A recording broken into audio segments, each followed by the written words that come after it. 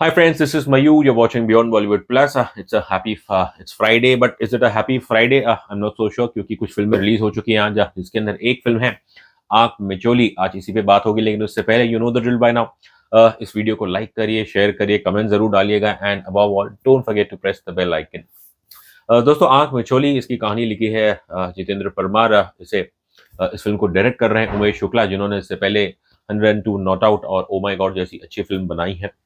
दोस्तों, फिल्म की शुरुआत में जो नरेटर है अरशद वारसी, वो एक लाइन कहते हैं, everything is fair in love war and family. अब ये लाइन बहुत इंपॉर्टेंट है और खासकर इसके अंदर जो फैमिली है, बस ये कहूंगा कि इस फिल्म की जो लीडिंग फैमिली है वो कोई साधारण फैमिली नहीं, वो बहुत ही वियर्ड है। अब इस फैमिली के हेड है नवजोत सिंह परेश रावल, और ये एक आयुर्वेद के डॉक्टर है।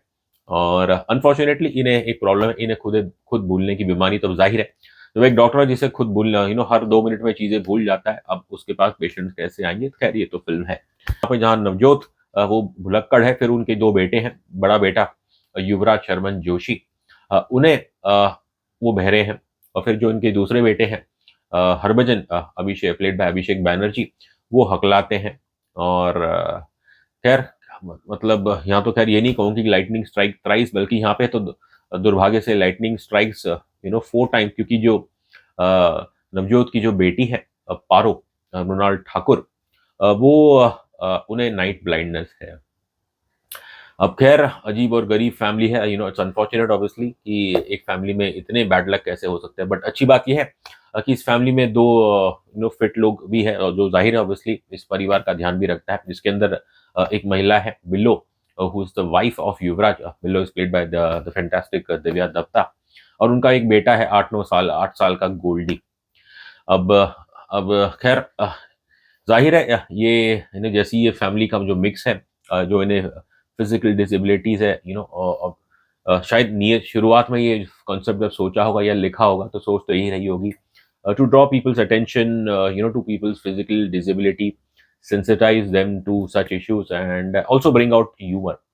अब आई थिंक कुछ 1 डेढ़ महीने पहले एक पंजाबी फिल्म आई थी, मौजा ही मौजा, गिप्पी ग्रेवाल की, जिसके अंदर भी कुछ सिमिलर स्टोरी थी कि जैसे 3 भाई है, एक गूंगा है, एक बहरा है, एक अंधा है। और ये अपनी जो इनकी एक बहन है जो कि बिल्कुल फिट है, उसके लिए एक लड़का ढूंढते हैं।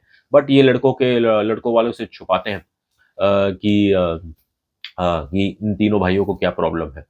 अब यहाँ पे जो है पारो का कैरेक्टर मृणाल ठाकुर, उन्हें देखने के लिए एक रॉयल फैमिली पटेल्स वो आई है।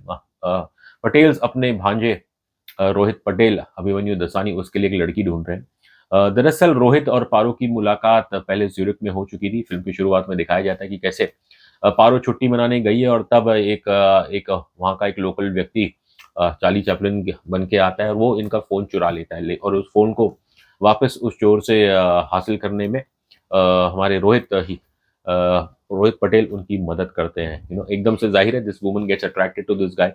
उनकी इच्छा होती है कि वो उस लड़के से मिले, लेकिन वो बार बार उनकी नजरों से दूर ही जाता रहता है। अब खैर, इन किस्मत इन दोनों को मिलाती है, आई वुड से in the most unlikely circumstances. अब अब ये है कि कुछ हफ्ते के बाद पटेल परिवार आ रहा है लड़की देखने के लिए। और ऑब्वियसली जो सिंह परिवार है, उसे डर है कि उन्होंने यदि अपने परिवार में जो सदस्य है उनकी जो हेल्थ इश्यूज है, फिजिकल डिसेबिलिटी, उसके बारे में पटेल परिवार को पता चल गया, तो जाहिर है वो ये रिश्ता तोड़ देंगे। अब समस्या कुछ ऐसी है कि पारो को तो नाइट ब्लाइंडनेस है, तो इसलिए वो रात को बाहर नहीं निकलती। और लेकिन unfortunately she wants to meet Rohit Patel, लेकिन रोहित पटेल दिन में वो बाहर नहीं निकलते। वो क्यों नहीं निकलते, ये जब आप फिल्म देखेंगे तो आपको बेहतर पता चलेगा। अब इन शॉर्ट अगर मैं कहूँ तो इसकी कहानी बहुत ही टेढ़ी मेढ़ी है। अपने डिस्क्लेमर में कहती है कि ये फिल्म किसी भी लोग को doesn't intend to hurt any people, specially with people with disabilities. दुर्भाग्य से जिस अंदाज से ये स्टोरी बनी है, जिस अंदाज से ये स्क्रीन प्ले निकल के आया है, अनफॉर्चुनेटली कहना पड़ेगा कि it is absolutely insensitive to people having physical disabilities.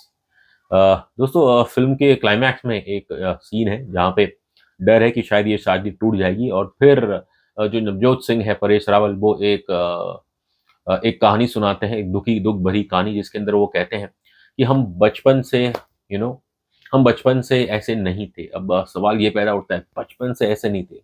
तो मैं वही पूछना चाहूंगा writer Jitendra Parmar and director Umesh Shukla से, एंड इवन दी एक्ट्रेस, बचपन से हम ऐसे नहीं थे, इसका मतलब क्या? कोई हैंडीकैप या फिजिकल डिसेबिलिटी होना बचपन से क्या वो कोई क्राइम है? I just don't understand this logic. तो इस तरह की ऑब्वियसली इस फ़िल्म में मैं कहूँगा राइटिंग, स्क्रीन प्ले है। There is apparent lack of sensitivity in in projecting such characters. I think ज़्यादा कुछ इस फ़िल्म में कहने के लायक है नहीं, सच कहूँ तो बस सवाल मैं वही करूँगा कि क्या मतलब डायरेक्टर हो, राइटर हो या इवन प्रोड्यूसर्स, क्या सब अपनी आँख, कान और मुँह बंद करके सो रहे थे कि ये फ़िल्म इन्हें जब ये स्क्रिप्ट पढ़ी गई होगी। एंड इट्स सरप्राइजिंग बिकॉज़ ये फ़िल्म को प्रोड्यूस कर रहे हैं सोनी पिक्चर्स, जिनको आप देखिए कम से कम ओटीटी पे तो they have a very good record, they have very good content, strong content. खैर थिएट्रिकल रिलीज़ की जब बात आती है तो सोनी का शायद हाँ, हिंदी में तो कम से कम इतना हाथ स्ट्रॉन्ग नहीं है। पिछले साल उनकी निकम्मा फ़िल्म आई थी जो कि खैर जैसा नाम था वो फ़िल्म बिल्कुल वैसी ही थी। अब दोस्तों मैं स्पीकिंग ऑफ इनसेंसिटिविटी हमारे नवजोत सिंह साहब क्लाइमैक्स में एक जैसे मैंने कहा एक सॉफ्ट स्टोरी सुनाते हैं, वो कुछ इस तरह है कि वो लड़कों वाले से कहते हैं कि हमारी हालत ऐसी बचपन से नहीं थी। एक दरअसल जो उनकी बीवी है, ये एक हिल स्टेशन जम्मू गए थे वहाँ पे और तभी एक इनकी वाइफ वो गाड़ी में बैठी थी, बाप और दोनों बेटे और उस समय जो छोटी पारो है, ये लोग बाहर आए थे और उसी वक़्त एक ट्रक ने आके इनकी गाड़ी को उड़ा दिया। उस गाड़ी में इनकी पत्नी थी और वो खाई में जैसे गिरते गई तो ये हादसा ऑब्वियसली ये परिवार वालों ने अपने आँखों के सामने देखा। अब उस हादसे का ये सोचिए कुछ इम्पैक्ट ऐसा था कि जैसे ये हादसा हुआ हमारे जो नवजोत सिंह साहब हैं, वो अपनी मतलब उस दिन के बाद से अपनी मेमोरी उनकी कमज़ोर हो गई, वो सब चीज़ भूलना पसंद करते हैं। अब जो बड़े बेटे हैं युवराज, उन्हें तो अपनी माँ की चीख सुन के उनके तो कान बंद हो गए और जो छोटे बेटे हैं हरभजन, उन्होंने तो जैसे ही देखा है ये एक्सीडेंट, उनके मुँह से माँ पूरी तरह निकल ही नहीं पाया और तब से वो हकले हैं। जो बेटी है पारो, उसने तो बस अपनी आँखें तभी से बंद कर ली और तभी से उन्हें नाइट ब्लाइंडनेस है। अब ज़ाहिर है जब आप ऐसे रीज़निंग सुनते हैं तो आपके कान, आपके होश उड़ जाते हैं। वैसे तो ख़ैर ये परिवार होशियारपुर से पंजाब से आता है, तो बस शायद I mean what would you think of this, मतलब क्या लॉजिक है? थैंकफुली आगे जाके फ़िल्म में आपको इस कहानी का जो मैं कहूँगा असलियत है वो पता चलती है। ज़्यादा कुछ मैं ऑब्वियसली खुलासा करूँगा नहीं यहाँ पे। बस यही है कि ये ओवरऑल कहानी है, क्या है ये स्टोरी स्क्रीन प्ले, मतलब I just fail to understand और क्यों बॉलीवुड वाले अक्सर जब ऐसे इश्यूज़ पे या ऐसे कैरेक्टर्स को आप प्रोजेक्ट करते हैं, तो क्यों आप वो सेंसिटिविटी वो मेंटेन नहीं करते? स्टार्ट से एंड तक ये फ़िल्म के अंदर बस एक से एक मैं कहूँगा बहुत ही वाहियात सीन्स हैं एंड पूरी तरह ये film it is very insensitive to people having physical disabilities. Performance की बात करूँ तो फ़िल्म का टैलेंटेड कास्ट ज़रूर है, when you have actors like Paresh Rawal, Divya Dutta, Abhishek Banerjee, Sharman Joshi, they are all fine actors और आई थिंक इसमें कोई क्राइम नहीं है कि आप एक्टर्स को you get them out of their comfort zone और उन्हें ऐसे कैरेक्टर्स प्ले करने पड़े जो उनके लिए ऑब्वियसली नेचुरल नहीं है। तो इट्स ऑलराइट कि यहाँ पे गुजराती, महाराष्ट्रियंस वो पंजाबी कैरेक्टर प्ले कर रहे हैं।